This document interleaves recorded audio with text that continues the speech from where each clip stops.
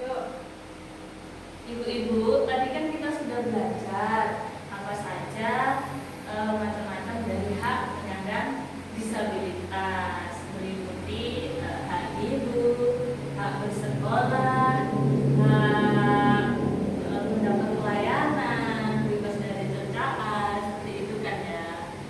Jadi setelah ini kita akan mempelajari, karena tadi sudah belajar terkait hak dari penyandang disabilitas. Sekarang kita akan mengetahui jenis-jenis dari disabilitas itu sendiri. Tapi sebelum mulai, saya punya cara tertawa dalam bahasa ibu.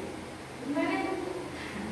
Sambil kita meregangkan pikiran kita, biar nggak terlalu fokus ya, kita tertawa sambil meregangkan otak kita. Ini Bu, tertawa 3 bahasa dimulai. Hahaha, hihihi, huhuhu, hahihu. Bisa? Bisa. Coba ya, bareng-bareng ya. Ayo, tertawa 3 bahasa dimulai. Hahaha, hihihi, huhuhu, hahihu. Bisa semua? Iya. Sekali lagi ya, sekali lagi. Oke. Tertawa 3 bahasa dimulai. Hahaha, hihihi, huhuhu, hahihu. Tepuk tangan dulu.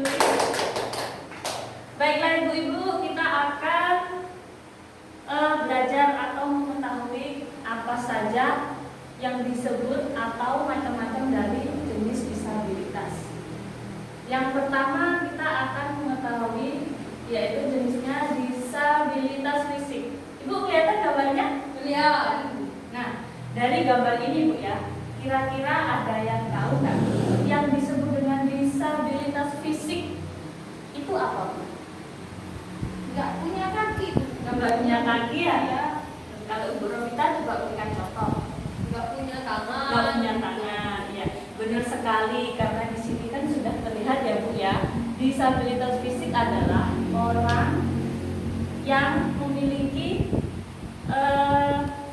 atau orang yang mengalami keterbatasan akibat gangguan pada fungsi tubuhnya. Jadi beberapa fungsi fisik dari tubuhnya itu tidak berfungsi Ibu. Contohnya tadi yang Ibu Aris katakan tidak punya kaki, kakinya cuma 1 seperti yang ada di gambar ini ya.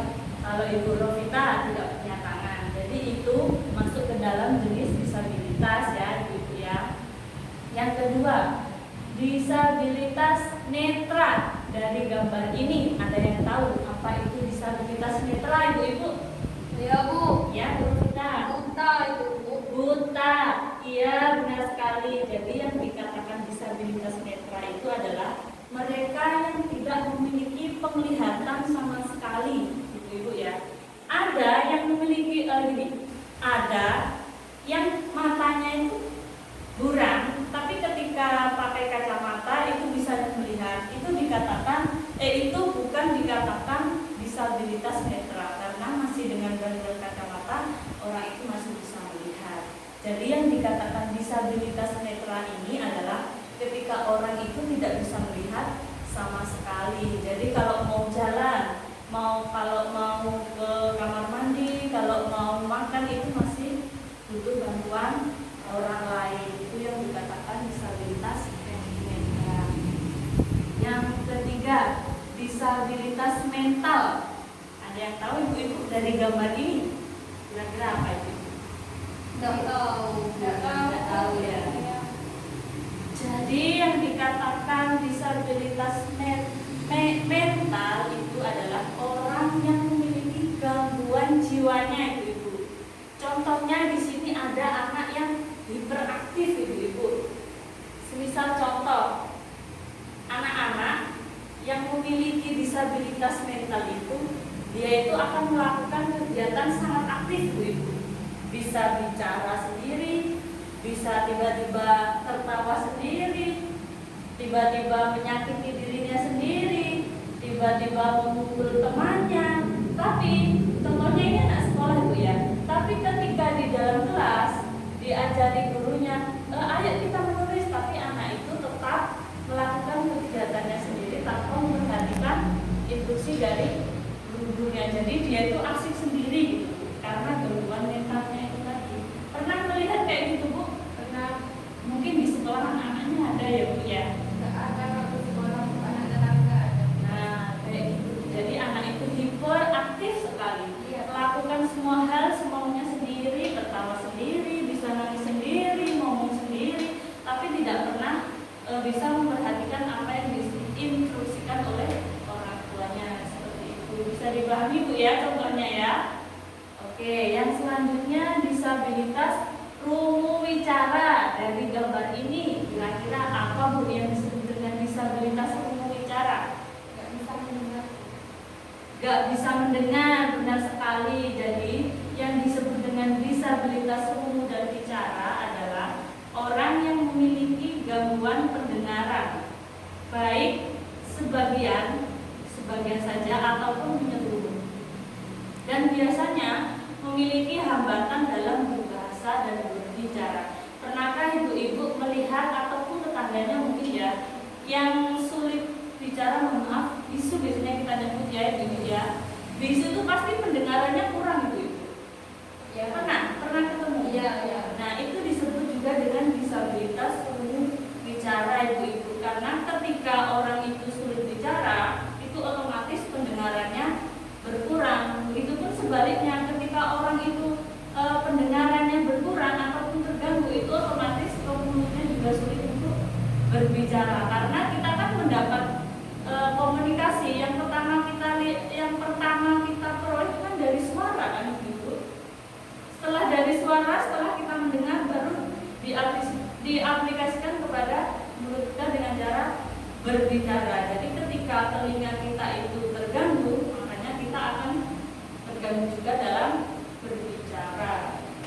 Seperti itu. Bisa dipahami Bu? Bisa. Alhamdulillah. Untuk selanjutnya disabilitas intelektual. Dari gambar ini kira-kira apa ibu disabilitas intelektual itu? Nggak tahu Bu, gambarnya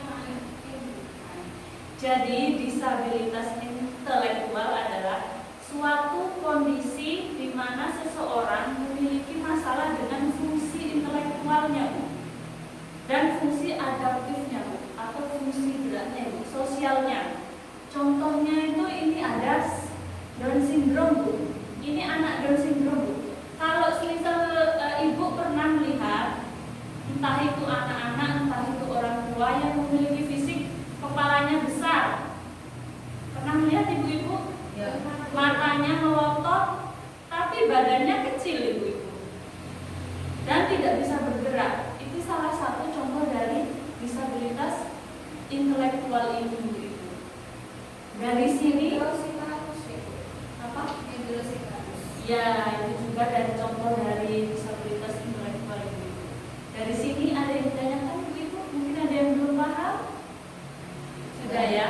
Sudah paham semua ya? Di antara jenis-jenis disabilitas yaitu pertama disabilitas fisik tadi yang contohnya ya nggak punya tangan, nggak punya kaki. Jadi Bu, disabilitas fisik itu bisa dari lahir ataupun karena ini apa ya?